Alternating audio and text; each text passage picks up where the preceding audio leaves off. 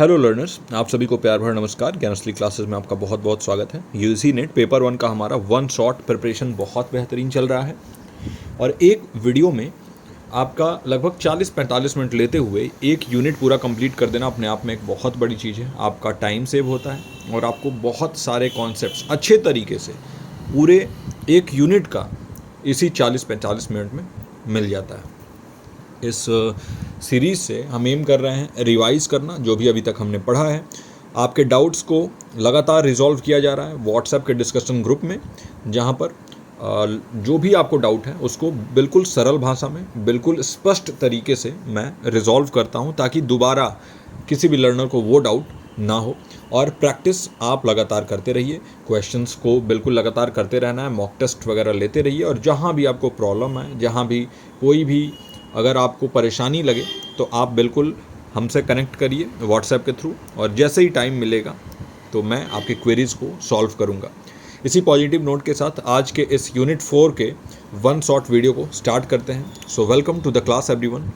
This is the one shot video for unit 4 communication यानी संप्रेषण का हम आज वन शॉट वीडियो देखने वाले हैं। सबसे पहले मीनिंग ऑफ कम्युनिकेशन, कम्युनिकेशन क्या है ना।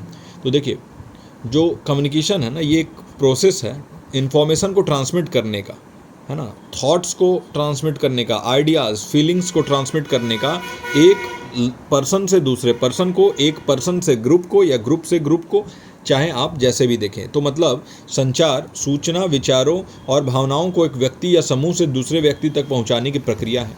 और ये प्रक्रिया जो है ना, ये एक क्या होता है, बहुत ही स्टेप बाय स्टेप होता है और कई तरीके से किया जाता है ना। कम्युनिकेशन जो है वो अलग अलग तरीके से होता है। किसी टाइप के कम्युनिकेशन में फीडबैक नहीं मिलता है ना, किसी टाइप के कम्युनिकेशन में फीडबैक मिलता है। तो कम्युनिकेशन जो है ना वो वन वे प्रोसेस भी होता है कई बार, और कई बार जो है ये टू वे प्रोसेस भी होता है ना। तो वन वे प्रोसेस का मतलब क्या हुआ कि जैसे सेंडर ने मैसेज को रिसीवर तक पहुंचा दिया, अब रिसीवर को मैसेज कैसा पहुंचा, रिसीवर ने कैसे इंटरप्रेट किया, क्या जो सेंडर कहना चाहता था वो रिसीवर ने वही समझा, ये सारी चीज़ें सेंडर को पता नहीं चल पाती हैं। ये वन वे प्रोसेस है और इसकी खामियां हैं।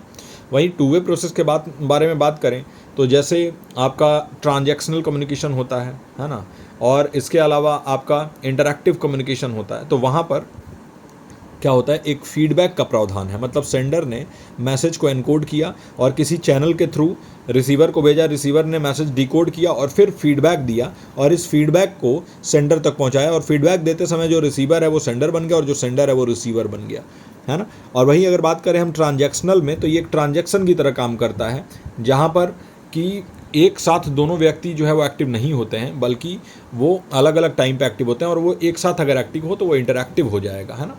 तो ये हो गया। अब हम देखते हैं, तो इसमें अलग अलग चैनलों और माध्यमों से संदेश का आदान प्रदान और व्याख्या शामिल है। It involves exchange of and interpretation of messages through various channels and mediums. तो मीडियम अलग अलग हो सकते हैं, चैनल्स अलग अलग हो सकते हैं, लेकिन जो बेसिक काम है वो यही है कि आप अपने विचारों को, अपने भावनाओं को, अपने जो भी सूचना है आपके पास उसको दूसरों तक पहुंचा सको। हम इसी को कहते हैं कम्युनिकेशन। मैं आपको ये पूरा स्लाइड समझा रहा हूं तो मैं कम्युनिकेट करना चाहता हूं, मैं आपको समझा रहा हूं तो मैं कुछ इन्फॉर्मेशन आपको देना चाहता हूं, आपके थॉट्स को प्रोवोक करना चाहता हूं, आपको जो है कुछ समझाना चाहता हूं, ठीक है। I want to make you understand this. तो मैं कम्युनिकेट कर रहा हूँ आपसे, है ना। फिर अगले स्लाइड पे चलें तो टाइप्स ऑफ कम्युनिकेशन में देखें तो पहला दिखा रहा है वर्बल कम्युनिकेशन। वर्बल कम्युनिकेशन क्या होता है, देखिए, वर्बल कम्युनिकेशन अगर कुछ भी आप कुछ शब्दों के माध्यम से कम्युनिकेट कर रहे हो, संचार कर रहे हो, तो उसको हम कहते हैं वर्बल कम्युनिकेशन। और वर्बल में दो चीज़ें होती हैं, एक होता है ओरल और एक होता है रिटन। तो देखिए, शब्दों को आप लिख भी सकते हो और आप बोल भी सकते हो, है ना। तो ओरल कम्युनिकेशन में फेस टू फेस कम्युनिकेशन हो गया, टेलीफोन पे किया गया कॉल हो गया, वीडियो कॉन्फ्रेंसिंग हो गया, स्पीच हो गया, प्रेजेंटेशन हो गया, ये ओरल कम्युनिकेशन है। वही रिटन कम्युनिकेशन के बारे में बात करें तो यहाँ पर ईमेल हो गया, लेटर हो गया, रिपोर्ट हो गया, मेमो हो गया, सोशल मीडिया के पोस्ट्स हो गए, ये सारे रिटन कम्युनिकेशन। तो रिटन मतलब लिखित संचार है। यहाँ पर आप लिख के जो है आप किसी व्यक्ति तक अपनी सूचना को पहुँचाते हो, किसी व्यक्ति तक अपने आइडियाज़ को, अपने विचारों को पहुँचाते हो। वहीं बोल के अगर पहुँचाते हो चाहे वो आमने सामने बातचीत कर रहे हो, चाहे टेलीफोन कॉल, चाहे वीडियो कॉन्फ्रेंसिंग, चाहे किसी की भाषण हो क्या, या फिर कहीं पे प्रेजेंटेशन आप दे रहे हो, तो वो मौखिक संचार हो गया। आगे बढ़ते हैं। नॉन वर्बल कम्युनिकेशन, ऐसा कम्युनिकेशन जहाँ पर शब्दों का इस्तेमाल ना हो। नाम से ही पता चल रहा है, देखिए अ मतलब नहीं, और शाब्दिक मतलब शब्द का, तो जहाँ पे शब्द का इस्तेमाल ना हो ऐसा संचार हम नॉन वर्बल कम्युनिकेशन कहते हैं। फॉर एग्जांपल हमारा बॉडी लैंग्वेज, आप कैसे चलते हो, कैसे बोलते हो, कैसे हाथ से इशारा कर रहे हो, कैसा आपका बॉडी का पोस्चर है, कैसा एक्सप्रेशन दे रहे हो, इससे बहुत फ़र्क पड़ता है। फॉर एग्जांपल मैं आपको लाइव क्लास में आप जो है फ़र्ज़ करिए कि आप एक क्लासरूम में बैठे हुए हैं, मैं सामने वहाँ पर आपको पढ़ा रहा हूँ खड़ा होकर, और मैं पढ़ा रहा हूँ, आपको कोई कॉन्सेप्ट नहीं समझ में आया, आपका फेस का एक्सप्रेशन एक अलग ही बन जाएगा। उस एक्सप्रेशन को अगर मैं देखता हूँ, एक टीचर को जो है बहुत ज़्यादा एक्टिव होना चाहिए। मैं उस एक्सप्रेशन को देख के और मैं ये समझूंगा कि आपको ये कॉन्सेप्ट नहीं समझ में आया, और मैं तुरंत आपसे पूछूंगा कि बताओ बेटा आपको क्या ये कॉन्सेप्ट समझ में आया। आपने बोला कि नहीं सर ये समझ में नहीं आया, फिर मैं बोलूँगा कि ठीक है मैं वापस समझाऊंगा उस चीज़ को। तो ये बॉडी लैंग्वेज को मैंने रीड किया है ना। तो वो क्या हो गया, एक नॉन वर्बल, आपने कुछ बोला नहीं, आपने शब्दों का इस्तेमाल नहीं किया, लेकिन मैं आपके एक्सप्रेशंस को देख के समझ गया। वही आप कैसे बैठे हो, सीधा बैठ रहे हो कि पैर पे पैर फेंक के बैठे हुए हो, या कैसे बैठे हो, उसका भी एक असर पड़ता है, उससे भी आप कुछ कम्युनिकेट करते हो। जेस्चर्स कुछ दे रहे हो, कुछ इशारे कर रहे हो, उससे भी। इसके अलावा आपने आई कांटेक्ट किया कि नहीं, कम्युनिकेशन करते समय आई कांटेक्ट बहुत इंपॉर्टेंट होता है। और जो लोग जिनका कॉन्फिडेंस कम होता है, या फिर जो इंट्रोवर्ट होते हैं, जो बहुत ज़्यादा जो है वो लोगों से घुल मिल नहीं पाते हैं, तो वो लोग आई कांटेक्ट नहीं कर पाते हैं। बहुत ज़्यादा उनको जो है वो खुद में ही एक झिझक होती है, एक शर्म होता है, तो वो जो है ना बहुत एक नेगेटिव असर डालता है कम्युनिकेशन पे। तो ये जो है नॉन वर्बल के टाइप हो गए। फिर पैरा लैंग्वेज, देखिए मैं यहाँ पे बोल रहा हूँ, तो कहीं पे मैं अपना टोन जो है वो हाई करता हूँ, कहीं पे लो करता हूँ, पिच कहीं पे मेरा हाई होता है, कहीं लो होता है। मैंने वॉल्यूम को अपने हाई कर रखा है क्योंकि आप तक स्पष्ट तरीके से मेरे शब्द पहुँचे। मैं कितने तेज़ी से बोल रहा हूँ, कितना धीमे बोल रहा हूँ, इसका बहुत असर पड़ता है कम्युनिकेशन पे। मैं बहुत तेज़ी से अगर मैं बोल दूँ और कुछ समझा दूँ, आपको समझ ही ना आए, या फिर बहुत धीरे बोल दूँ और आप बोर हो जाएं, तो ये सारी चीज़ों का ध्यान रखना पड़ता है कम्युनिकेशन करते समय। इसको हम कहते हैं पैरा लैंग्वेज।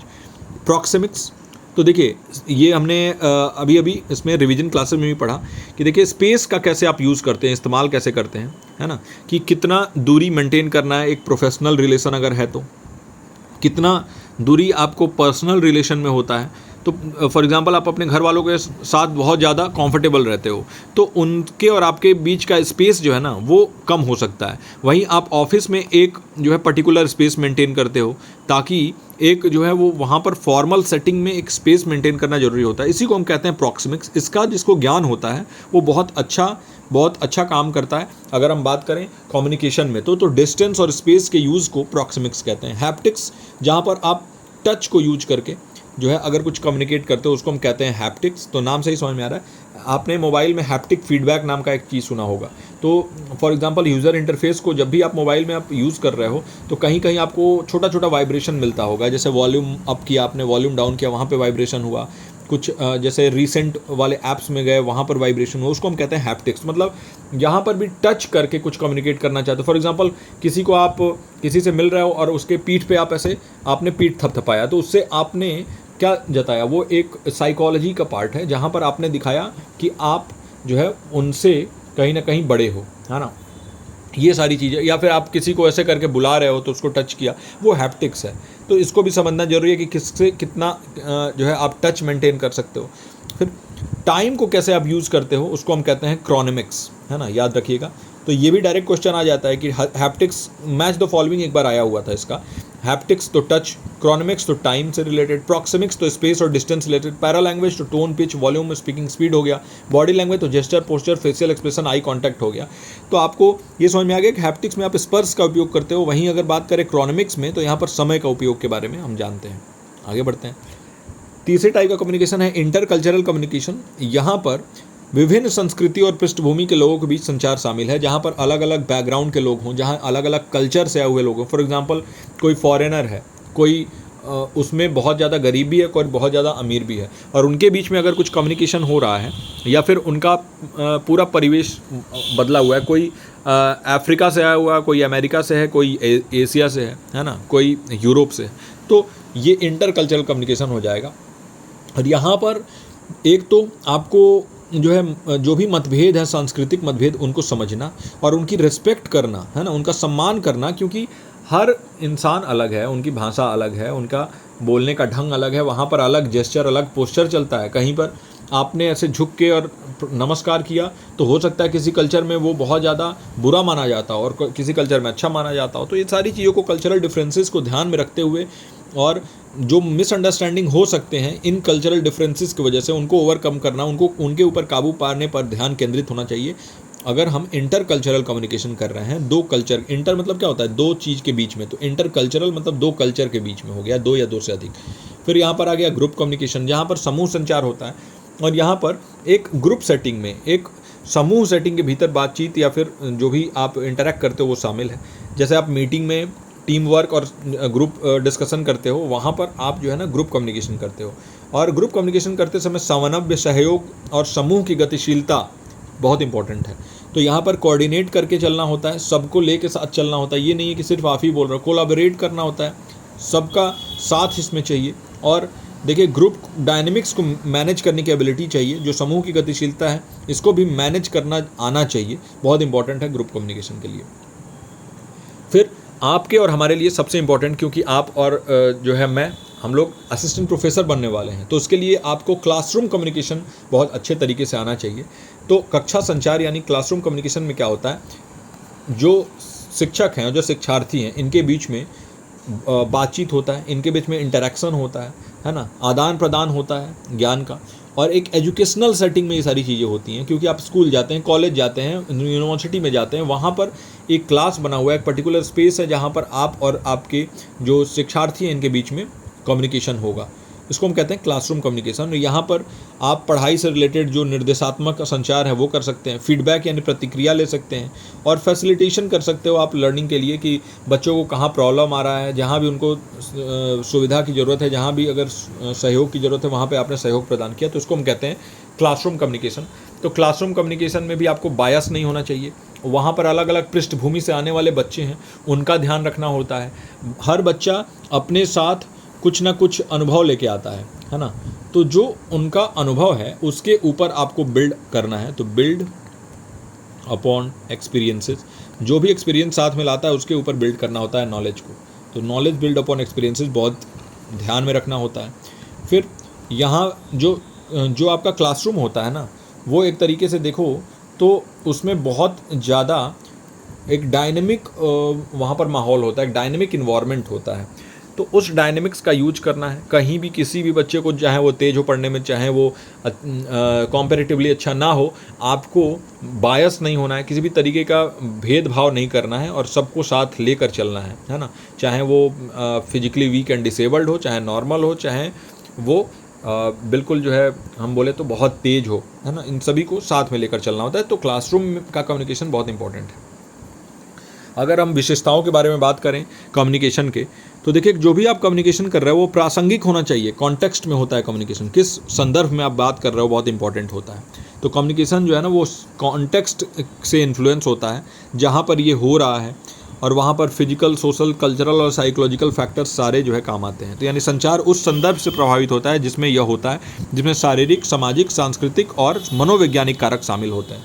तो कम्युनिकेशन आप कर रहे हो तो किस कॉन्टेक्स्ट में, ऐसा नहीं है कि हर जगह आपने एक स्पीच रट रखा है और कहीं भी आप जा रहे हो और वही स्पीच को आप बोल दे रहे हो, तो फिर वो कम्युनिकेशन किसी काम का नहीं रह जाएगा। तो कम्युनिकेशन याद रखिए हमेशा कॉन्टेक्चुअल होता है। कम्युनिकेशन डायनेमिक होता है, एक कंटिन्यूअस, एक सतत प्रक्रिया है, और एक इवॉल्विंग प्रोसेस, एक विकसित प्रक्रिया है, जहाँ पर इवॉल्व होता है कम्युनिकेशन। आपने अपने ऑडियंस को समझा और ऑडियंस को समझते हुए अपने कम्युनिकेशन को वैसे ही ढाल दिया। एक डायनेमिक प्रोसेस है। एक ट्रांजैक्शनल प्रोसेस होता है जहाँ पर लेन देन शामिल होता है, यानी कि आपने कुछ कम्युनिकेट किया, कुछ सवाल भी पूछे और जवाब भी पाया, कुछ फीडबैक भी आपको मिला। तो ये एक टू वे प्रोसेस है जहाँ पर सेंडर ने एक मैसेज को एनकोड किया और किसी चैनल के थ्रू वो रिसीवर तक पहुँचाया, रिसीवर ने डीकोड किया और फिर फीडबैक के थ्रू सेंडर को, यानी कि रिसीवर बन गया और रिसीवर जो है वो सेंडर बना, और सेंडर तक जो है वो उसने फीडबैक पहुँचाया कि हाँ मुझे ये मैसेज मिला है। कम्युनिकेशन मल्टी चैनल्ड होता है, जहाँ पर अलग अलग चैनल्स और अलग अलग माध्यम यूज होते हैं। जैसे यहाँ पर आप जो है वो वर्बल यानी मौखिक, नॉन वर्बल यानी गैर मौखिक, रिटन यानी लिखित, और इलेक्ट्रॉनिक यानी कि जो भी आपकी इलेक्ट्रॉनिक मीडियम से यूज करके और आप अपने मैसेज को, अपने कम्युनिकेशन को कर सकते हो, अपने मैसेज को पहुंचा सकते हो। आपका मैसेज जो है वो मौखिक भी हो सकता है या फिर वर्बल, जहां पर आप शाब्दिक और नॉन वर्बल मतलब अशाब्दिक, जहाँ पर शब्दों का इस्तेमाल ना करके आप जेस्चर, पोस्चर से, आपने प्रॉक्सिमिक्स का यूज़ करके, क्रोनोमिक्स का यूज़ करके आपने जो है वो कम्युनिकेशन किया, है ना। तो ये हो गया, ये मल्टी चैनल होता है और पर्पज होता है। जब भी आप अगर कम्युनिकेट कर रहे हो किसी से तो कुछ ना कुछ उद्देश्य है आपका, जिसकी वजह से आप कम्युनिकेट कर रहे हो। फॉर एग्जांपल आपका उद्देश्य हो सकता है इन्फॉर्म करना, है ना। आपका उद्देश्य हो सकता है किसी को परसुएड करना, किसी को एंटरटेन यानी मनोरंजन करना, और रिलेशनशिप यानी कि संबंध बनाने का भी आपका लक्ष्य हो सकता है, और उसके लिए भी आप कम्युनिकेट कर सकते हैं। तो ये सारी विशेषताएं हैं अगर हम बात करें कम्युनिकेशन की, यानी संचार या संप्रेषण की। तो अब इफेक्टिव कम्युनिकेशन, है ना, कि कम्युनिकेशन तो आपने बता दिया कि हाँ कम्युनिकेशन की ये विशेषताएं हैं, लेकिन कम्युनिकेशन इफेक्टिव कैसे बने, कैसे वो और बेहतर बने, इसके लिए आपको याद रखना होगा। सबसे पहले आपका कम्युनिकेशन होना चाहिए क्लियर, कॉन्साइज, है ना। तो क्लैरिटी मैसेज में होना चाहिए, जो भी आप मैसेज देना चाहते हैं वो बिल्कुल स्पष्ट होना चाहिए संदेश, उसमें एम्बिगिटी नहीं होनी चाहिए, किसी भी तरीके का वहाँ पर कन्फ्यूज़न ना क्रिएट हो जाए, बिल्कुल क्लियर मैसेज होना चाहिए। संक्षिप्त में अपने बात को कहना है तो कंसाइजनेस होना चाहिए कम्युनिकेशन में, है ना। संक्षिप्तता होनी चाहिए कम्युनिकेशन में, बिल्कुल ब्रीफ और बिल्कुल टू द पॉइंट बात होनी चाहिए। फिर कोहेरेंस होना चाहिए, यानी सुसंगता होनी चाहिए, जहाँ पर लॉजिकल बात आप कर रहे हो, जहाँ पर विचार और तर्क जो है ना वो सुसंगत हैं, और जहाँ पर उनका जो फ्लो है, जो उनका प्रवाह है ना वो सुसंगत ढंग से हो रहा है। तो विचारों और तार्किक प्रवाह जो है वो सुसंगत तरीके से होना चाहिए, कोहेरेंस होना चाहिए, एक से जुड़ के जो है ना वो सारी चीज़ें जुड़ी हुई हों। ऐसा ना हो कि अलग अलग जो है आपने कड़ियाँ जो है वहाँ पर दे रखी हैं। हर चीज़ के पीछे कुछ ना कुछ लॉजिक होना चाहिए, और किस संदर्भ में कर रहे हो तो वो रेलेवेंस भी होना चाहिए, वो प्रासंगिकता भी होनी चाहिए कि किस संदर्भ में आप बात कर रहे हो। आपने टॉपिक को जो है वो समझा है, आपने अपने ऑडियंस यानी कि अपने दर्शकों को भी समझा, और उनके लिए जो ज़रूरी चीज़ें हैं उसी को आप कम्युनिकेट कर रहे हैं। फॉर एग्जांपल आप क्लास 12th में गए हो और वहाँ पर आपको पढ़ाने का एक सब्जेक्ट पढ़ाने के लिए दिया गया, और बिजनेस इन्वॉल्वमेंट, है ना, फॉर एग्जांपल आपको दिया गया पढ़ाने के लिए, और आपने क्या किया वहाँ पर क्लास 12th के बजाय आपने ग्रेजुएशन या पीजी लेवल का वहाँ पर पढ़ाने लगे। तो वो क्या रेलेवेंट है उनके लिए? कंटेंट नहीं है। तो आपने टॉपिक को तो समझा लेकिन ऑडियंस को आपने नहीं समझा। तो ये चीज़ें बहुत इंपॉर्टेंट है कि सबको समझना। फिर फीडबैक यानी कि वहाँ पर प्रतिक्रिया बहुत इंपॉर्टेंट है। तो एक्टिव लिसनिंग और रिस्पॉन्स, फीडबैक के लिए रिस्पॉन्स आना चाहिए। तो ये तभी इफेक्टिव कम्युनिकेशन होता है। जब भी कम्युनिकेशन हो रहा है तो वहाँ पर आप फीडबैक लीजिए, आपसे क्या गलतियाँ हुई हैं, आपने क्या गलतियाँ की। ऐसा फीडबैक अगर आपको मिल रहा है तो उससे आप अपने कम्युनिकेशन को और बेहतर बनाते हैं, कम्युनिकेशन और इफेक्टिव बनता है। और एम्पैथी होना चाहिए, सहानुभूति होनी चाहिए कि आपने अपने ऑडियंस के इमोशंस को, उनके पर्सपेक्टिव को समझा है और उसको समझते हुए, उनको एड्रेस करते हुए आपने कम्युनिकेट किया। ये चीज़ें जो है नेताओं में बहुत अच्छे तरीके से होती हैं, जो लीडर्स हैं उनके अंदर ये होती हैं कि वो एम्पैथाइज करते हैं, वो समझते हैं, एड्रेस करते हैं इमोशंस को और पर्सपेक्टिव्स को, तभी तो उनको लोग जो है फॉलो कर पाते हैं, तभी तो उनको वोट्स मिलते हैं। तो ये इंपॉर्टेंट होना चाहिए कम्युनिकेशन में। और एक एप्रोप्रिएट, एक उपयुक्त माध्यम, एप्रोप्रिएट मीडियम आप चुनें। आपके मैसेज के लिए राइट चैनल कौन सा है, सही चैनल और सही माध्यम जो है वो उपयोग करना बहुत इंपॉर्टेंट है, तभी आपका मैसेज ऑडियंस तक पहुंचेगा, है ना। तो फॉर एग्जांपल आपने एक मैसेज आपको देना है पूरे देश में, और आपने चुन लिया किसी लोकल रेडियो चैनल को जिनका पहुंच बहुत ही स्पेसिफिक एरियाज़ में है, तो क्या आपका मैसेज पहुंचेगा? नहीं। तो आपने राइट चैनल नहीं चुना, राइट मीडियम नहीं चुना। इस वजह से ये इंपॉर्टेंट है कि अगर आप कम्युनिकेशन को इफेक्टिव बनाना चाहते हैं तो एप्रोप्रिएट मीडियम चुनना बहुत इंपॉर्टेंट है। फिर verbal communication, non verbal communication हमने देखा है। वर्बल मतलब शाब्दिक जो हमारा संचार है, और नॉन वर्बल यानी अशाब्दिक संचार।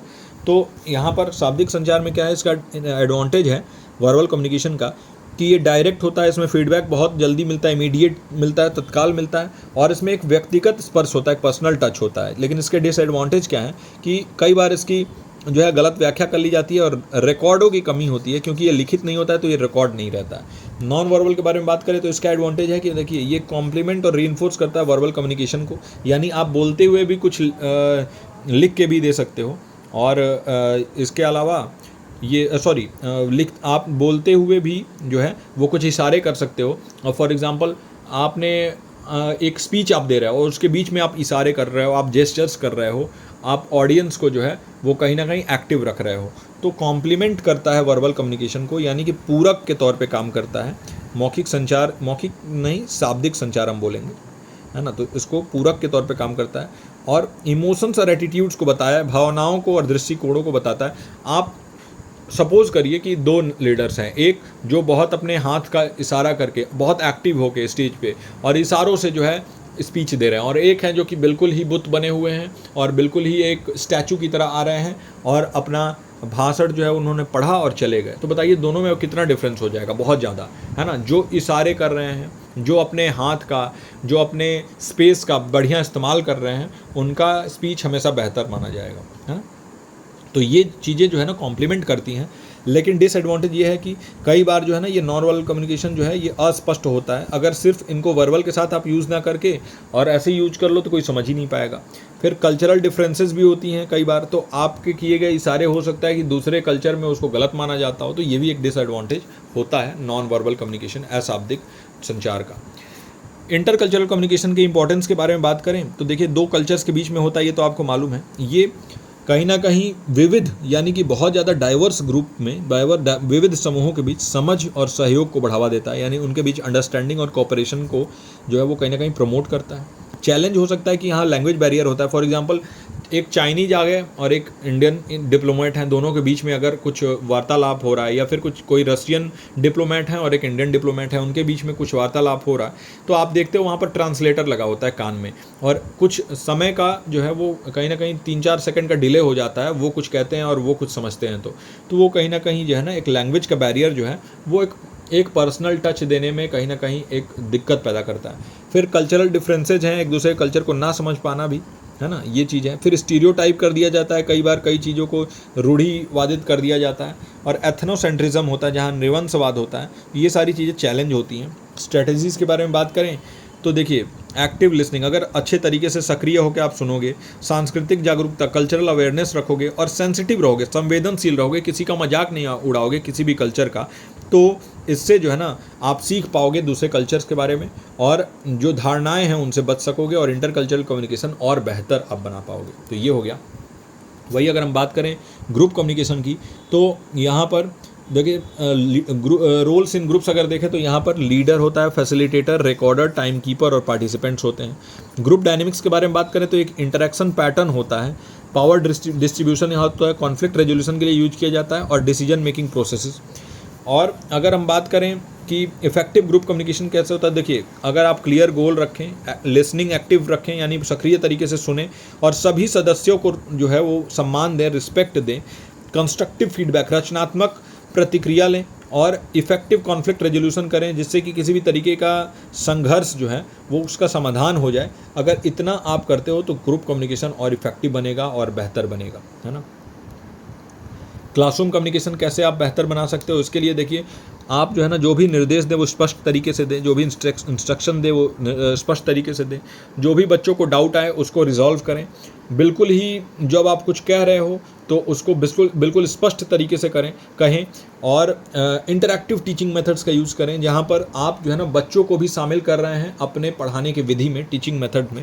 फीडबैक ले रहे हैं बच्चों से, कहीं ना कहीं प्रतिक्रिया लेकर और उसके ऊपर काम कर रहे हैं, ताकि उनके जो जैसे स्वॉट एनालिसिस होता है ना, strength, weakness, opportunity and threat, तो उनके वीकनेसेस को आप जानिए, उनके स्ट्रेंथ को जानिए, उनके वीकनेसेस पे काम करके उनके वीकनेसेस को स्ट्रेंथ में बदलने की कोशिश करिए।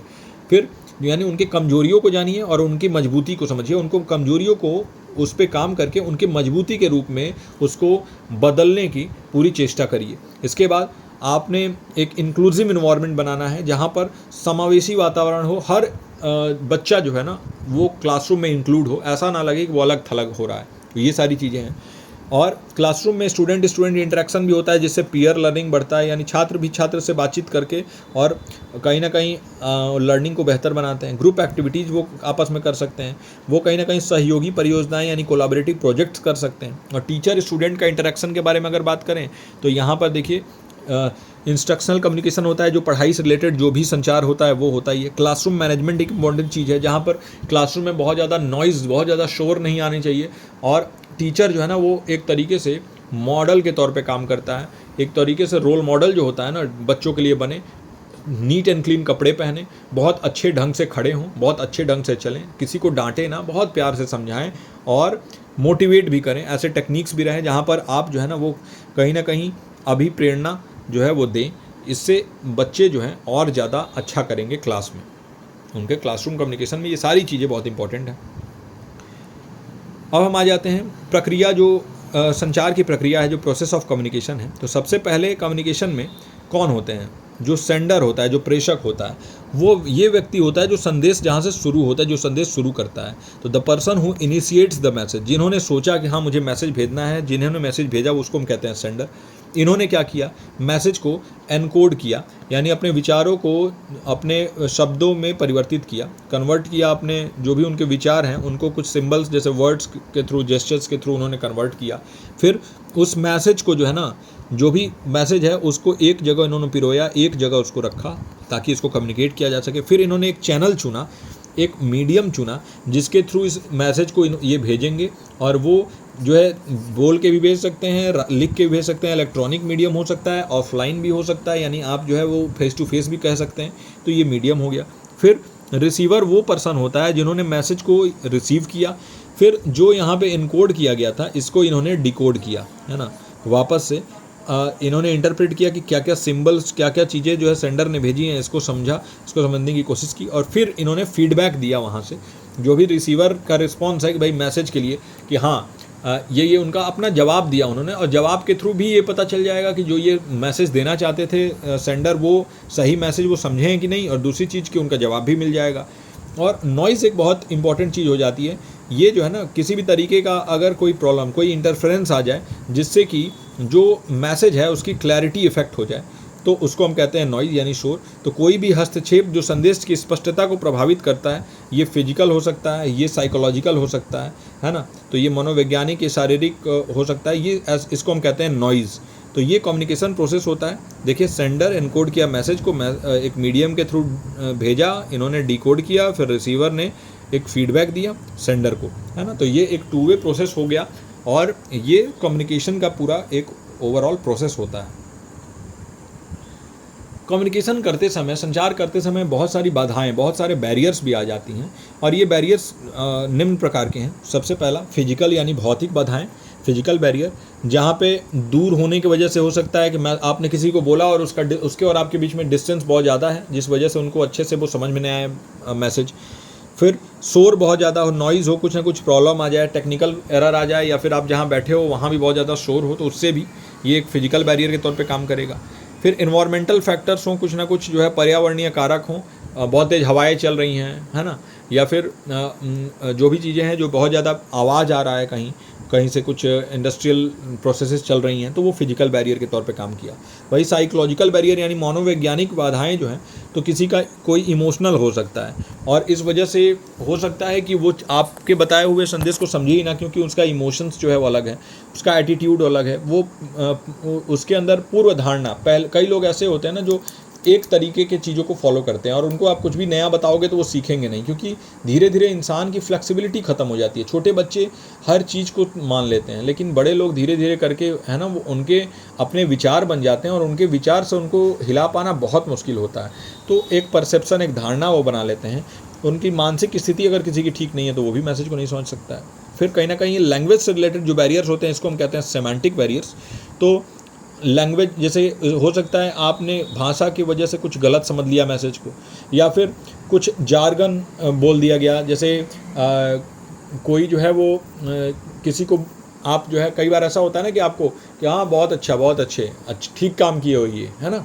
तो कई बार आपको लोग ये बोलते हैं हाँ हाँ बहुत अच्छा काम किए हो, लेकिन उनके पीछे उनका मैसेज जो है ना वो कुछ और होता है। वो कहना चाहते हैं कि आप ठीक काम नहीं किए हो, लेकिन कई बार आप समझोगे कि वो बोल रहे हैं आपको कि आपने ठीक काम किया है, लेकिन उनका जो है वो कहने का कुछ और मतलब था, वो एक जार्गन था।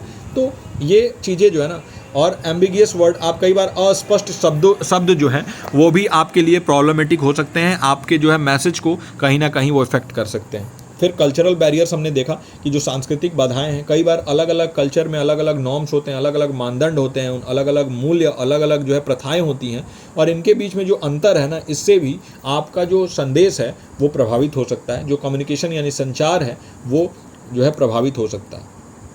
ऑर्गेनाइजेशनल बैरियर संगठनात्मक बाधाएं भी होती हैं, जहाँ पर हायरार्किकल स्ट्रक्चर होता है, जहाँ पर पदानुक्रमित संरचना है, तो वहाँ पर एक जूनियर एक सीनियर से कोई बात कहने में भी बहुत झिझकता है, या फिर इतने सारे प्रोसेसेस हैं कि जूनियर कई बार उस बात को सीनियर तक पहुँचाने का जो है वो जोखिम नहीं उठाता है ना, क्योंकि हायरार्की बहुत ज़्यादा कॉम्प्लेक्स है। फिर कई बार ऐसा कल्चर है कि जहाँ पर बहुत ज़्यादा ओपनली आप बात नहीं कर सकते हैं। कई बार ऐसी पॉलिसीज़ होती हैं ऑर्गेनाइजेशन में, कई बार ऐसे कंपनीज़ में कहीं ना कहीं कुछ ऐसी चीज़ें होती हैं जिस वजह से आप किसी और के बारे में कुछ बोल नहीं सकते हैं। तो ये सारी चीज़ें ना ऑर्गेनाइजेशनल बैरियर्स हैं। मास मीडिया एंड सोसाइटी को अगर देखें तो रोल ऑफ मास मीडिया क्या होता है, तो देखिए जो मास मीडिया है, जैसे आपका आज के डेट में मास मीडिया आप देखो तो न्यूज़ चैनल्स मास मीडिया के कारण, यूट्यूब भी एक तरीके से देखें तो वहाँ पर मास मीडिया है, टीवी चैनल्स जो हैं वो मास मीडिया के तौर पे काम करते हैं, रेडियो मास मीडिया है। तो मास मतलब क्या होता है, बहुत सारे लोगों तक अगर आप एक साथ संदेश पहुंचाना चाहते हो वो मास मीडिया के थ्रू आप कर सकते हो। और मास मीडिया का एक बहुत इंपॉर्टेंट जो है भूमिका होता है। अगर हम बात करें कोई भी इन्फॉर्मेशन आप डिसेमिनेट करना चाहते हो, कोई भी सूचना का प्रसार करना चाहते हो, तो आप मास मीडिया के थ्रू करते हो। कई बार गवर्नमेंट अपने स्कीम्स को मास मीडिया के थ्रू बताती है ताकि ज़्यादा से ज़्यादा लोगों तक ये पता चल सके। कई बार जो कंपनियां हैं वो अपना प्रचार करती हैं, ऐड करती हैं मास मीडिया के थ्रू, पेपर्स के थ्रू, टेलीविजन्स और रेडियो के थ्रू। और इसके अलावा जो है वो एजुकेशन के तौर पे भी मास मीडिया का इस्तेमाल होता है, जहाँ पर कई सारे एजुकेशनल चैनल्स बने हुए हैं। जैसे जो आपका स्वयं प्रभा है, तो वहाँ पर भी क्या होता है, अलग अलग चैनल्स हैं अलग अलग चीज़ों के लिए, तो वो मास मीडिया के में भी आप एजुकेशन के लिए यूज़ कर सकते हैं। फिल्में आती हैं, टीवी सीरीज़ आते हैं, एंटरटेनमेंट के तौर पे कॉमेडी सीरियल्स आते हैं, वो एंटरटेनमेंट के लिए यूज़ कर सकते हैं। कई बार पब्लिक ओपिनियन को सेव करने के लिए भी मास मीडिया का यूज़ होता है, जहाँ पर परसुएड किया जाता है पब्लिक ओपिनियन क्रिएट करने के लिए, जहाँ पर सामाजिक मानदंड जनमत को आकार दिया जाता है और सोशल नॉर्म्स यानी सामाजिक मानदंड को भी इन्फ्लुएंस किया जाता है, यानी प्रभावित किया जाता है। ये सारे मास मीडिया के जो है रोल हैं। मास मीडिया भी अलग अलग प्रकार के हो सकता है। जैसे एक प्रिंट मीडिया होता है, जहाँ पर प्रिंट किया, जैसे न्यूज़पेपर हो गया, मैगजीन हो गया, तो यहाँ पर प्रिंटिंग होता है तो उसे प्रिंट मीडिया बोलते हैं। ब्रॉडकास्ट मीडिया हो गया, जहाँ पर ब्रॉडकास्टिंग प्रसारण होता है, जैसे रेडियो होता है, टेलीविज़न होता है, ये ब्रॉडकास्ट मीडिया हो गया। डिजिटल मीडिया हो गया, जैसे इंटरनेट सोशल मीडिया, जैसे यूट्यूब हो गया, फेसबुक हो गया, ये इंस्टाग्राम हो गया, या इनके थ्रू अगर कुछ मैसेज पहुँचाया जाता है तो इसे हम कहते हैं डिजिटल मीडिया। इनका समाज पर बहुत बड़ा प्रभाव है। इनको हम जागरूकता पैदा करने के लिए यूज कर सकते हैं। जैसे आरबीआई द्वारा देखते हो ना, रिजर्व बैंक ऑफ इंडिया द्वारा कई सारे हमारे भारतीय जो खिलाड़ी हैं, जो प्लेयर्स हैं, उनके द्वारा भी प्रचार किया जाता है और जागरूक किया जाता है जनता को, है ना। जागो ग्राहक जागो का एक कैंपेन चला था, उसके थ्रू भी अवेयरनेस क्रिएट किया गया। कई बार लोगों के दृष्टिकोण को, कई बार लोगों के व्यवहार को प्रभावित किया जाता है, और कई बार जो है ना सोशल चेंज को प्रमोट किया जाता है एड्स के थ्रू, किसी चीज़ के थ्रू। कल्चरल नॉर्म्स को सेव किया जाता है, सांस्कृतिक मानदंडों को आकार दिया जाता है इन्हीं मास मीडिया के थ्रू। तो मास मीडिया का सोसाइटी पर बहुत बड़ा इम्पैक्ट होता है, और ये कम्युनिकेशन के जो है जरिए हैं, चैनल्स हैं, जिनके थ्रू कहीं ना कहीं ओपिनियन क्रिएट किया जा सकता है, और आप एक साथ बहुत लोगों तक एक चीज़ को पहुंचा सकते हैं, किसी इन्फॉर्मेशन को डिसेमिनेट कर सकते हैं। तो ये बहुत इंपॉर्टेंट चीज़ है अगर हम बात करें कम्युनिकेशन को लेके। तो अब बहुत सारे थ्योरीज हैं मास मीडिया से रिलेटेड, जैसे एजेंडा सेटिंग थ्योरी है, जहाँ पर कोई भी आप बोलते हैं ना कि एजेंडा मत सेट करो, आपने सुना होगा। तो एजेंडा मतलब क्या है, मीडिया कुछ मुद्दों को उजागर करके सार्वजनिक एजेंडा निर्धारित करता है। कई बार आप देखते हो कि कई इंपॉर्टेंट चीज़ें चल रही हैं, लेकिन मीडिया को जो है वो अटेंशन चाहिए, किसी और चीज़ को ही वो उजागर कर रही हैं। तो कहीं ना कहीं उनकी मिली भगत होती है कहीं ना कहीं कई नेताओं के साथ, कई पार्टियों के साथ। तो वो चीज़ें जो है वो पब्लिक एजेंडा के थ्रू हाईलाइट करती हैं कुछ इशूज़ को। फिर एक कल्टिवेशन थ्योरी जो हमने पढ़ा था कि आपके बिल्कुल दिमाग में जो है वो डाल दिया जाता है, चीज़ों को कल्टिवेट कर दिया जाता है। तो लॉन्ग टर्म एक्सपोजर अगर मीडिया का हो, तो मीडिया जो कहेगी वैसा ही जो है वो रियलिटी भी आप मानने लगोगे, है ना। एक ही चीज़ को बार बार बोला जाएगा तो वैसा परसेप्शन आप बना लोगे, ऐसा जो है वो अवधारणा बना लोगे आप। तो ये बिल्कुल कल्टिवेशन थ्योरी इसके थ्रू होता है। यूजेज एंड ग्रेटिफिकेशन थ्योरी क्या होता है, जहाँ पर जो ऑडियंस है ना, जो आपकी श्रोता है, वो एक्टिवली सीक आउट करेगी मीडिया को, जो उनके नीड, उनके डिज़ायर के हिसाब से काम करें। तो यानी कि जो श्रोता है वो सक्रिय रूप से मीडिया की तलाश करते हैं, जो उनकी आवश्यकताओं और उनकी इच्छाओं को पूरा करता है। तो यूजेज एंड ग्रेटिफिकेशन थ्योरी कहते हैं। और एक मीडिया डिपेंडेंसी थ्योरी होता है कि जहाँ पर जो डिपेंडेबल इंडिविजुअल्स हैं वो बहुत लोग जो हैं वो मीडिया पर इन्फॉर्मेशन के लिए डिपेंडेंट होते हैं और इससे मीडिया का उनके लाइफ के ऊपर बहुत बड़ा इन्फ्लुएंस होता है। कई लोग जो है वो बिना पेपर पढ़े सुबह सुबह वो अपने ऑफिस से नहीं जाएंगे, तो एक इन्फ्लुएंस है उनके ऊपर मीडिया का, और वो कहीं ना कहीं जो है जो मीडिया जो है वो वहाँ पर भी अपना जो जैसा भी ओपिनियन, जैसा भी परसेप्शन सेट करना चाहे वैसा सेट कर देती है। तो ये कुछ थ्योरीज हैं सोशल से मीडिया से रिलेटेड। फिर कम्युनिकेशन से रिलेटेड कुछ थ्योरीज यहाँ पर हम देख लेते हैं जल्दी जल्दी। तो एक होता है शैनन वीवर मॉडल। तो यहाँ पर प्रेषक, संदेश, चैनल, रिसीवर और शोर पर ध्यान केंद्रित करने वाला रैखिक मॉडल है ये, यानी एक लीनियर मॉडल है ये, वन वे प्रोसेस वाला मॉडल है शैनन वीवर मॉडल। फिर स्क्रैम्स मॉडल, तो ये इंटरैक्ट टू वे प्रोसेस वाला मॉडल है, इसको हम स्क्रैम्स मॉडल बोलते हैं। इंटरैक्टिव मॉडल है जहाँ पर फीडबैक का एक बहुत बड़ा इंपॉर्टेंट रोल माना जाता है, ये याद रखिएगा। फिर एक बर्लोज का SMCR मॉडल होता है जहाँ पर बात किया जाता है, हाईलाइट किया जाता है S से सोर्स, M से मैसेज, C से चैनल और R से रिसीवर। ये 4 कंपोनेंट को यहाँ पर बहुत बड़ा जोर दिया जाता है, बहुत ज़्यादा, SMCR मॉडल। फिर डांसिस का हेलिक्स मॉडल। हेलिक्स क्या होता है? हेलिक्स कुछ ऐसा होता है, याद रखिएगा, है ना। तो यानी कि ये दिखाता है कि कम्युनिकेशन एक डायनेमिक और एक इवॉल्विंग प्रोसेस है, और ये बार बार घूम के कभी सेंडर रिसीवर बनते हैं, कभी रिसीवर सेंडर बनते हैं, क्योंकि ये फीडबैक देंगे तो ये रिसीवर, ये सेंडर। तो ये हमेशा सतत चलने वाली प्रक्रिया है जो डांसेस का जो हेलिक्स मॉडल है ये बताता है। वही ट्रांजैक्शनल मॉडल क्या कहता है कि जो कम्युनिकेशन है एक साइमल्टेनियस, साथ साथ चलने वाली प्रक्रिया है, एक दो तरफा टू वे प्रोसेस है, दो तरफा प्रक्रिया है, जहाँ दोनों पार्टीज जो है ना वो सेंडर और रिसीवर के तौर पे काम करती हैं एक साथ। तो इसको हम कहते हैं ट्रांजैक्शनल मॉडल। वहीं अगर हम बात करें तो वही इंटरैक्टिव मॉडल के बारे में, जैसे हमने व्हाट्सएप ग्रुप पे भी डिस्कशन किया है इसके बारे में, तो वहाँ पर क्या होता है कि वो भी टू वे प्रोसेस है, इंटरैक्टिव मॉडल भी, लेकिन वहाँ पर जो साइमल्टेनियस प्रोसेस है वो नहीं होता है, वो एक के बाद एक होता है। मतलब एक सेंडर ने सेंड किया, फिर रिसीवर ने उसको देखा, फिर रिसीवर ने भेजा, फिर सेंडर ने देखा, तो वो एक साथ नहीं होता है। तो ये हो गया। कुछ एप्लीकेशंस देखें अगर ICT का कम्युनिकेशन में, यानी इन्फॉर्मेशन और कम्युनिकेशन टेक्नोलॉजी का कम्युनिकेशन में एप्लीकेशन देखें तो देखिए इन्फॉर्मेशन कम्युनिकेशन टेक्नोलॉजी जो है वो डिजिटल टूल और रिसोर्सेज का कैसे यूज़ किया जाता है कम्युनिकेशन में, ये देखता है। और आज के दौर में तो बहुत इंपॉर्टेंट है, ICT के टूल्स जो हैं वो कम्युनिकेशन के लिए बहुत इंपॉर्टेंट है। और ये टूल्स हो सकते हैं ईमेल के जरिए, इंस्टेंट मैसेजिंग प्लेटफॉर्म्स हैं जैसे कि टेलीग्राम, व्हाट्सएप, ऐसे प्लेटफॉर्म्स है। वीडियो कॉन्फ्रेंसिंग है, तो वीडियो कॉन्फ्रेंसिंग में आप देख सकते हैं जैसे कि स्काइप हो गया, जैसे कि जूम हो गया, ये वीडियो कॉन्फ्रेंसिंग ऐप्स हैं, इनके थ्रू भी आप कम्युनिकेशन करते हैं। फिर सोशल मीडिया में तो सारे ही आ जाते हैं, जैसे फेसबुक, इंस्टाग्राम आ गया, यूट्यूब आ गया। फिर कोलाबरेटिव प्लेटफॉर्म्स हैं आपके पास, जैसे गूगल के साथ आने वाले टीम्स हैं। फिर इसके अलावा बहुत सारे ऐसे माइक्रोसॉफ्ट का भी टीम आता है, तो वो ये जो है वो कहीं ना कहीं एक कोलाबरेटिव प्लेटफॉर्म है जहां आप कोलाबरेट कर सकते हैं, सहयोग ले सकते हैं अपने सहपाठियों का भी। और इसके बेनिफिट्स ये हैं कि यहाँ पर स्पीड बढ़ जाती है जो है कम्युनिकेशन का, एफिशिएंसी बढ़ जाता है और दक्षता बढ़ती है, गति तो बढ़ती ही है। और रिमोट कम्युनिकेशन, दूरस्थ संचार की सुविधा प्रदान करता है, यानी दूर बैठे भी आप कम्युनिकेट कर सकते हैं, कहीं भी आप वर्ल्ड के किसी भी कोने में हो और कहीं से भी आप कहीं तक कम्युनिकेट कर सकते हैं। इससे कहीं ना कहीं कोलाबरेशन बढ़ता है और बहुत ज़्यादा इन्फॉर्मेशन जो है ना वो एक्सेस कर पाते हैं लोग एक जगह बैठे हुए ही। तो ये बहुत बड़ा एक प्लस पॉइंट है अगर हम बात करें ICT का कम्युनिकेशन में।